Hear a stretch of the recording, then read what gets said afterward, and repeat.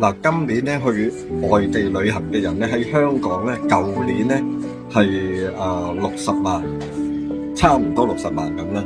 就今年25年咧，去外地嘅出咗去飛咗去或者係返大陸嘅咧，就66萬，差唔多接近70萬。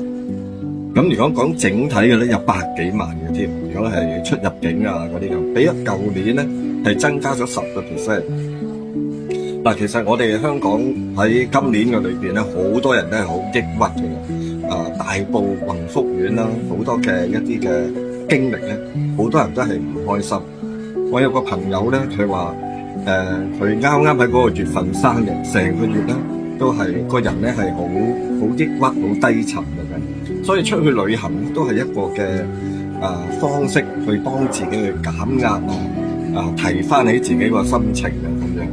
但係最重要係乜嘢咧？就係珍惜眼前人。